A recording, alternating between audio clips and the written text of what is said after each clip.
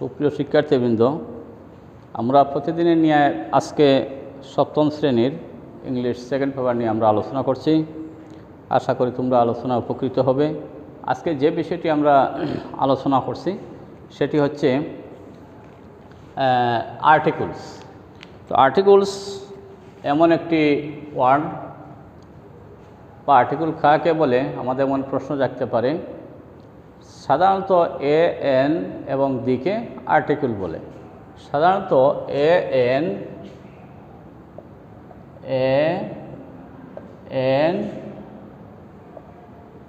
এবং দিকে আর্টিকেল বলে। অন্য কথায় আর্টিকেল কোনো নাউনকে নির্দিষ্ট এবং অনির্দিষ্টভাবে বোঝাতে ব্যবহৃত হয় আর্টিকেল। তাই আমরা আর্টিকেলকে দুভাগে ভাগ করা যায়, যেমন ডেফিনিট আর্টিকেল এবং ইনডেফিনিট আর্টিকেল। তো আর্টিকেলকে দু ধরনের ভাগ করা যায়, একটি হলো ডেফিনিট এবং আরেকটি হলো ইনডেফিনিট আর্টিকেল। যেমন ডেফিনিট আর্টিকেল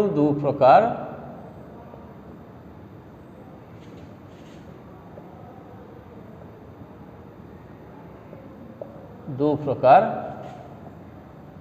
এক indefinite,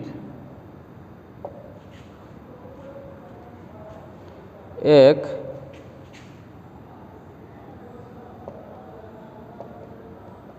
indefinite two definite.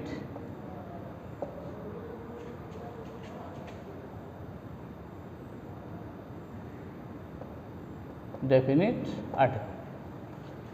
Indefinite article যে দুটি, অর্থাৎ কোনো ব্যক্তি বস্তুকে অনির্দিষ্টভাবে বোঝাতে ব্যবহৃত হয় ইনডেফিনিট আর্টিকেল। ইনডেফিনিট আর্টিকেল হলো এ এবং এন, এবং ডেফিনিট আর্টিকেল হলো দি। অর্থাৎ কোনো ব্যক্তি বা বস্তুকে নির্দিষ্ট করে বোঝাতে ব্যবহৃত হয় দি। যেমন indefinite article a book, example a cat, a rat, etc.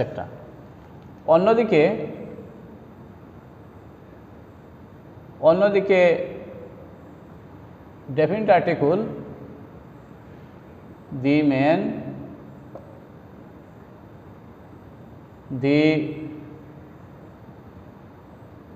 the man এবং দি ক্যাট। অর্থাৎ সেখানে নির্দিষ্ট করে বোঝাতে ব্যবহৃত হচ্ছে দি ম্যান ওই ব্যক্তিটি, দি ক্যাট ওই বিড়ালটি। সুতরাং আমরা দেখলাম আর্টিকেল এ এন, সাধারণত এ এন এবং দিকে আর্টিকেল বলা হয়। অন্য দিকে বলতে গেলে আমরা সেখানে লিখি নেই। নাউনের পূর্বে সাধারণত আর্টিকেল বসে এবং যে ওয়ার্ড নাউন বা নাউনকে নির্দিষ্ট করে বা অনির্দিষ্ট করে বোঝাতে ব্যবহৃত হয় তারই পূর্বে আর্টিকেল। তো সর্বক্ষেত্রে নাউনের পূর্বে ব্যবহৃত হয় আর্টিকেল। আমরা আর্টিকেল দু ধরনের দেখলাম, দু প্রকার। ইনডেফিনিট আর্টিকেল যেখানে এই তিনটির মধ্যে এ এবং এন, এবং ডেফিনিট আর্টিকেল নির্দিষ্ট করে বোঝাতে দি। সেই জায়গায় আমরা অনির্দিষ্ট করে বুঝালাম এ বুক, এ ক্যাট, এ রেট, যে কোনো একটি বই, যে কোনো একটি বিড়াল, যে কোনো একটি ইঁদুর। দি ম্যান ওই নির্দিষ্ট করে ওই ব্যক্তিটি, দি ক্যাট নির্দিষ্ট করে ওই বিড়ালটি। সুতরাং আমরা দেখলাম এই আর্টিকেলের এই দৃষ্টান্তগুলো। এই আর্টিকেলের কিছু সাধারণত নিয়ম আছে, কোথায় কখন কিভাবে আর্টিকেল ব্যবহৃত হয়। আমরা এই অংশগুলো একটু লিখে নেই, ফলো করো। একটু লিখে নেই আর্টিকেলের ব্যবহার।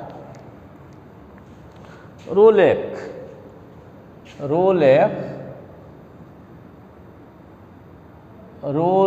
এক যে জায়গায় বলা হয়েছে নাউনের সাধারণত শব্দের প্রথমে সাধারণত ওয়ার্ডের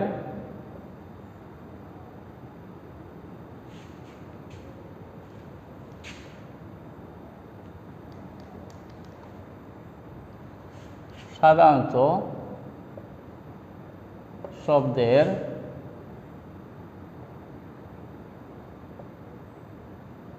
প্রথম অক্ষর কনসোনেন্ট হলে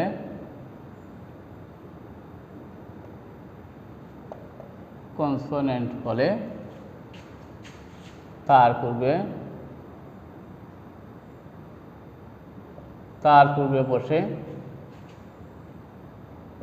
এ এবং ভাওয়েল হলে তার পূর্বে এন ব্যবহৃত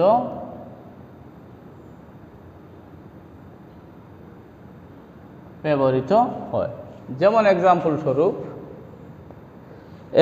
স্বরূপ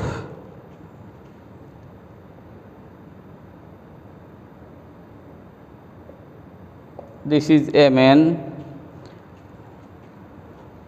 this is a book,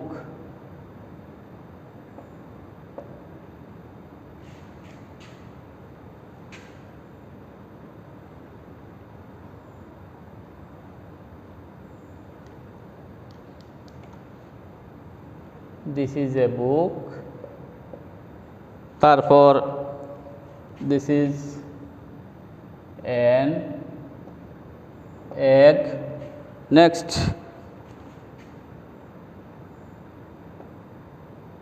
this is a cat, অন্য প্রান্তে বলা হয়েছে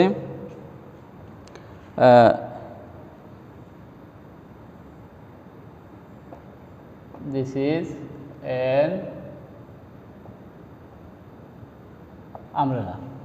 ফলো করো, আমরা 1 number example, 2 number example, 3 number example, next number 4 example.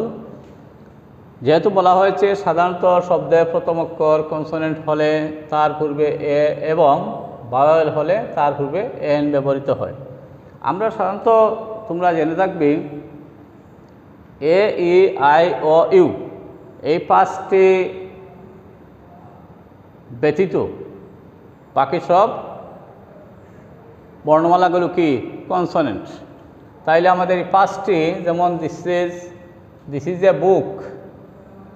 এ বুক, সেখানে বইয়ের পূর্বে কি পড়ছে এ বসছে।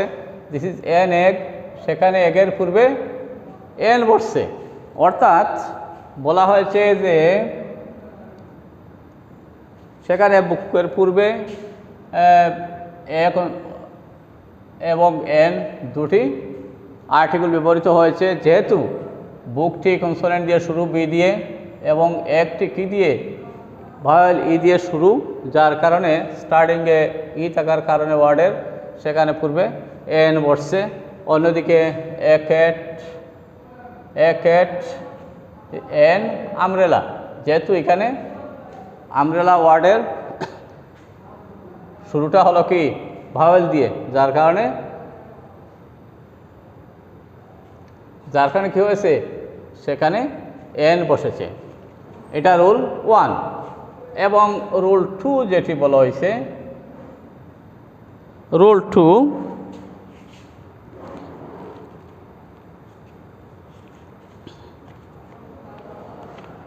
অনুচ্চারিত এইচের পূর্বে এ না বসে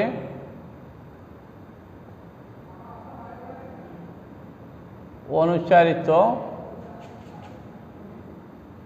এইচের পূর্বে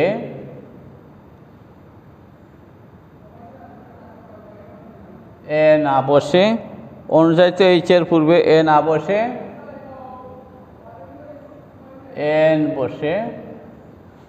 এন বসে। যেমন example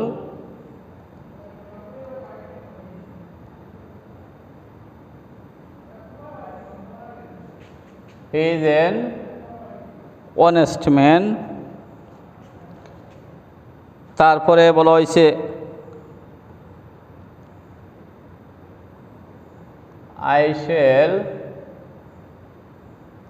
come an hour later. বলছে অনুচারিত এইচ এর পূর্বে এ না বসে এন বসে, অর্থাৎ হি ইজ এন, সেটা হনেস্ট নয়, অনেস্ট, সেটা অনেস্ট, যার কারণে তার পূর্বে কনসোনেন্ট হওয়ার সত্ত্বেও তার পূর্বে এন ব্যবহৃত হয়েছে। অন্যদিকে I shall come an hour later, অর্থাৎ সেখানে এই আওয়ারটি হাওয়ার না হয়ে এইচ অনুচারিত রয়েছে, সুতরাং এন ব্যবহৃত হয়েছে। সুতরাং I shall come an hour later, অর্থাৎ অনুচারিত এইচের কারণে এন ব্যবহৃত হয়েছে কনসোনেন্ট হওয়া সত্ত্বেও।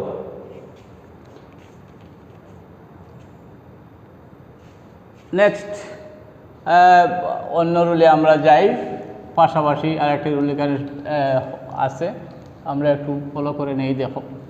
দেখো তোমরা, যেমন রুল 3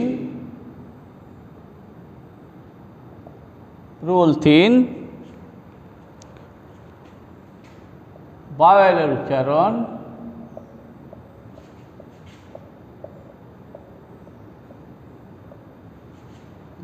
উচ্চারণ ইউ বা ওয়ের মতো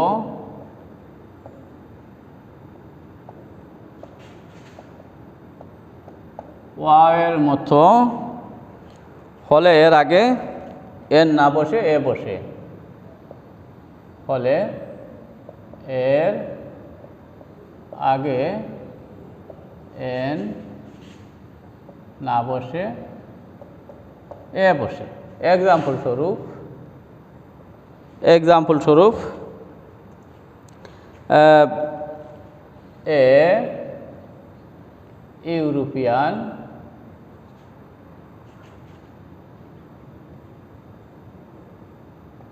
এ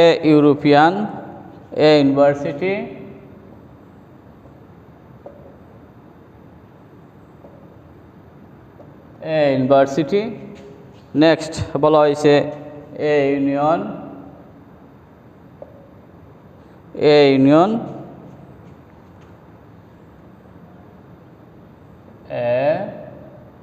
$1 টাকা নোট। ফলো করো, বলা হয়েছে ভাওয়েলের উচ্চারণ ইউ বা ওয়াওয়ের মতো হলে এর আগে এন না বসে এ বসে, কারণ যেহেতু ভাওয়েল থাকা সত্ত্বেও তার কি হবে, উচ্চারণটি হবে ওয়া অথবা ইউ এর মতো। যেমন এক্সাম্পল স্বরূপ ই, সেখানে ইউরোপিয়ান, সেখানে কি a European. Next a university, a union, A1 vowel ও থাকা সত্ত্বেও তার উচ্চারণ কি ওয়াওয়ের মতো হয়েছে। সুতরাং এই রুল অনুযায়ী আর্টিকেল ব্যবহৃত হবে এই ধরনের। পাশাপাশি আমরা আরেকটি রুল স্থাপন করি, তোমরা ফলো করো।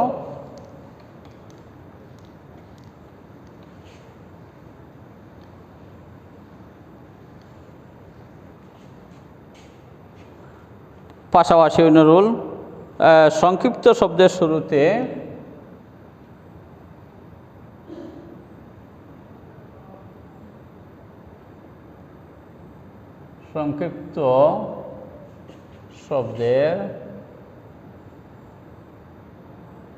শুরুতে কনসোনেন্ট তাহলে এর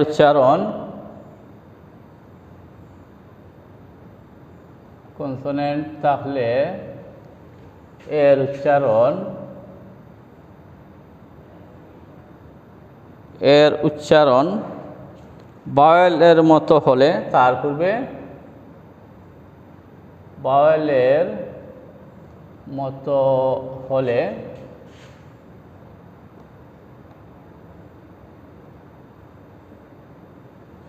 পূর্বে এন বসে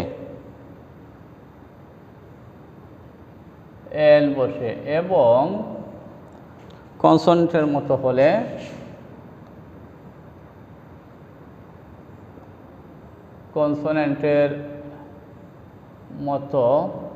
হলে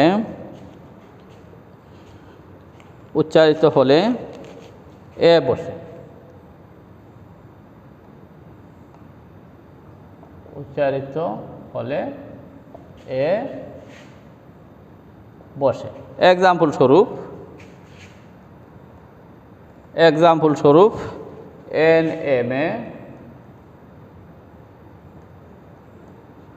NMA, NMP,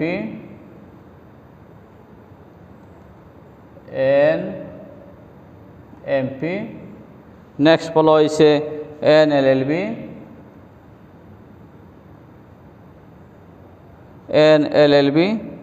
NMBBS,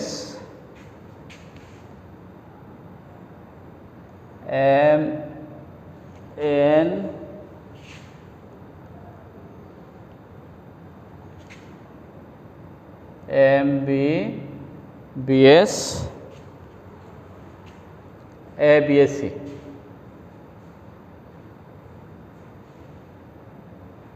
BSc, etcetera.